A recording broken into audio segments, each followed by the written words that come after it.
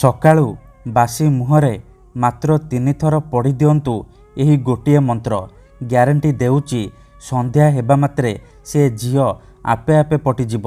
ନିଜେ ତୁମକୁ ଫୋନ୍ କରିବ, ଘରକୁ ଡାକିବ, ଯାହା ଚାହିଁବେ ତାହା କରିବ। କୌଣସି ପ୍ରକାର ବାଧା ଦେବ ନାହିଁ। ଆପଣଙ୍କ ପ୍ରେମରେ ଏମିତି ଦିବାନୀ ହେଇଯିବ କି ଆପଣଙ୍କୁ ନ ଦେଖି ଗୋଟେ ମୁହୂର୍ତ୍ତ ବି ରହିପାରିବନି। କେବଳ ଆପଣଙ୍କୁ ସକାଳୁ ଉଠିବା ମାତ୍ରେ ବାସି ମୁହଁରେ ମାତ୍ର 3 ଥର ଏହି ମନ୍ତ୍ରକୁ ପଢ଼ିବାର ଅଛି। ତାପରେ ଦେଖିବେ ଚମତ୍କାର। ଗ୍ୟାରେଣ୍ଟି ଦେଉଛି ଯେତେ ସୁନ୍ଦରୀ ଝିଅ ହେଇଥାଉ ସେ ଝିଅ ପଟିଯିବ। ଯଦି ଆପଣ କେଉଁ ଝିଅକୁ ମନେ ମନେ ଭଲ ପାଉଛନ୍ତି କିନ୍ତୁ ଯେତେ ଚେଷ୍ଟା କଲେ ମଧ୍ୟ ତାକୁ ପଟେଇ ପାରୁନାହାନ୍ତି, ତାକୁ ନିଜର ମନ କଥା କହିବାକୁ ଡରୁଛନ୍ତି, ଆଉ ଆପଣ ଚାହୁଁଛନ୍ତି କି ସେ ଝିଅ ନିଜେ ଆସି ଆପଣଙ୍କୁ ଭଲ ପାଉଛି ବୋଲି କହୁ, ଆପଣଙ୍କର ସବୁ ଇଚ୍ଛା ପୂରଣ କରୁ, ତେବେ ମୋ କଥା ମାନି ଆଜିର ଏହି ବଶୀକରଣ କରିକି ଦେଖନ୍ତୁ। କାରଣ ଆଜିର ଏହି ଭିଡ଼ିଓଟିରେ ମୁଁ ଆପଣଙ୍କୁ ଶିଖେଇବି ଏମିତି ଏକ ପ୍ରଚଣ୍ଡ ମହାଶକ୍ତିଶାଳୀ ବଶୀକରଣ ମନ୍ତ୍ର। ଏହି ମନ୍ତ୍ରକୁ ଯଦି ଆପଣ ସକାଳୁ ବାସି ମୁହଁରେ ପଢ଼ିଦେବେ, ଗ୍ୟାରେଣ୍ଟି ଦେଉଛି ସେ ଝିଅ ଆପଣଙ୍କ ପ୍ରେମରେ ଦିବାନୀ ହେଇଯିବ। ପାଗଳି ପରି ଆପଣଙ୍କୁ ଭଲ ପାଇବାକୁ ଲାଗିବ। ଆପଣ ତାକୁ ଯାହା କହିବେ, ଯେମିତି କହିବେ ସିଏ କରିବ। କୌଣସି ପ୍ରକାର ବାଧା ଦେବ ନାହିଁ। ନମସ୍କାର ଫ୍ରେଣ୍ଡସ୍, ଓଡ଼ିଆ ଫଣ୍ଡା ଚ୍ୟାନେଲକୁ ଆପଣମାନଙ୍କୁ ସ୍ୱାଗତ। ଆଜିର ଏହି ବଶୀକରଣ ଦୁନିଆର ସବୁଠାରୁ ଶକ୍ତିଶାଳୀ ବଶୀକରଣ। ଏହାର ପ୍ରୟୋଗ କେବେ ବି ଖାଲି ଯାଏନି। ଯିଏ ବି ଏହାକୁ କରିଛି ସଫଳ ହେଇଛି।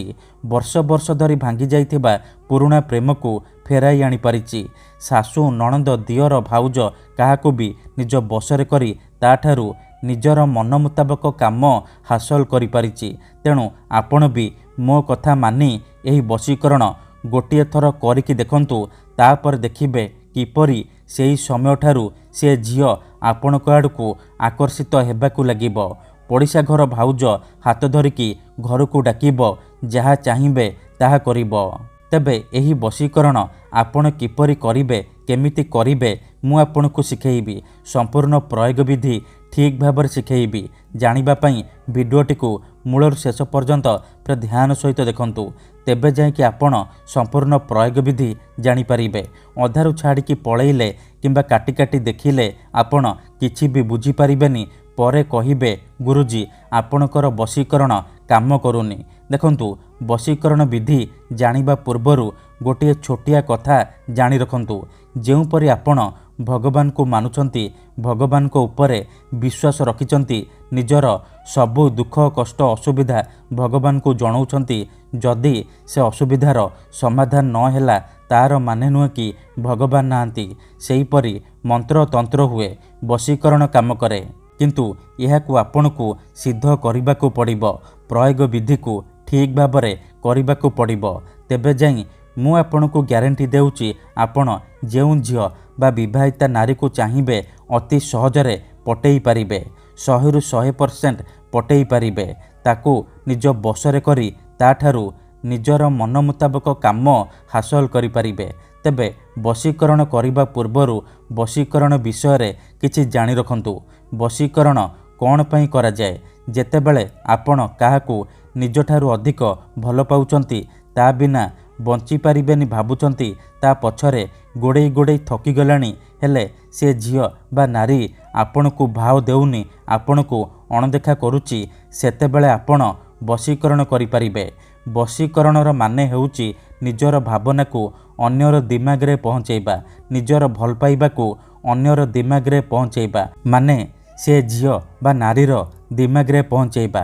ତେଣୁ ମୋର ଆପଣମାନଙ୍କୁ ଅନୁରୋଧ କି ମନରେ କୌଣସି ଖରାପ ଉଦ୍ଦେଶ୍ୟ କିମ୍ବା କୌଣସି ଖରାପ କାମ ପାଇଁ ଆପଣ ଏହି ବଶୀକରଣ ମନ୍ତ୍ରକୁ ପାଠ କରିବେନି। କାହିଁକି ନା ଏହି ବଶୀକରଣ ମନ୍ତ୍ର ସବୁଠାରୁ ସହଜ କିନ୍ତୁ ମହାଶକ୍ତିଶାଳୀ ବଶୀକରଣ ମନ୍ତ୍ର।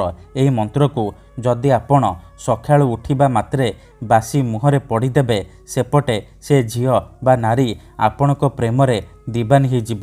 ଆପଣଙ୍କ ଆଡ଼କୁ ଆକର୍ଷିତ ହେବାକୁ ଲାଗିବ। ଯେପର୍ଯ୍ୟନ୍ତ ଆପଣଙ୍କୁ ଦେଖିନି, ଆପଣଙ୍କ ସହିତ ସମ୍ପର୍କ ରଖିନି, ସିଏ ଖାଲି ଛଟପଟ ହେବ। ତେଣୁ ଯଦି ଆପଣ ଏହି ବଶୀକରଣ କରିବାକୁ ଚାହୁଁଛନ୍ତି, ସେ ଝିଅ ବା ନାରୀକୁ पटेइबाकू चाहुचंती ताकू निज प्रेमरे दीवानी करी ताठारू निजर मन मुताबक काम हासिल करने चाहूँगी।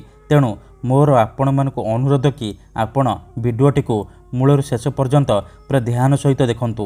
विधिटी जानिबा पूर्वरु जदि आपण आम चैनल को प्रथम थर आसीचंती तेबे दयाकोरी चैनल को सब्सक्राइब करी पाखरे थिबा बेल आइकन को मध्य दबाई दियंतु, जहाद्वारा आमे जेउ भी वीडियो अपलोड करिबु सर्वप्रथमे आपण देखि परिबे आउ तार लाभ पाई परिबे।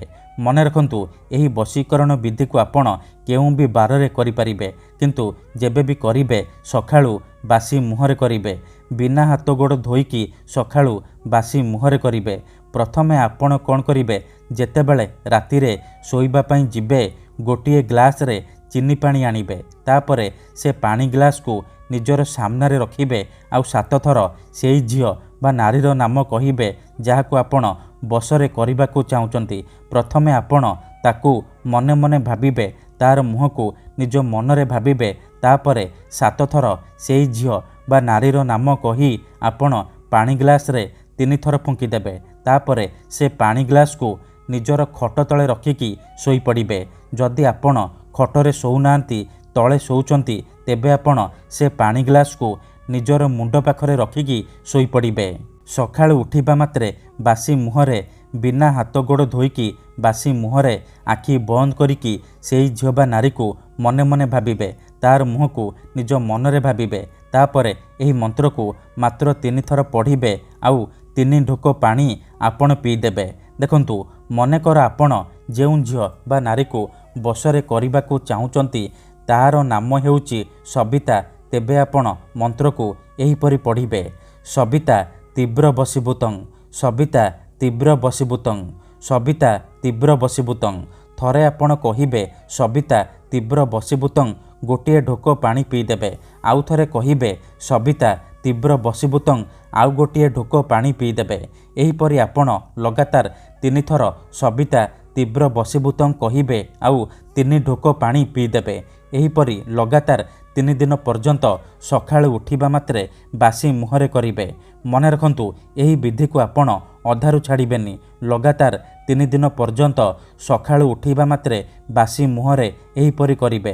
तापर देखिबे जेउ झियो पटु नथिला से झियो आपे आपे पटिजिब। पड़िशा घर भाउज हाथ धरिकी घर को डाकिब, जहा चाहिबे ताहा करिब। धन्यवाद।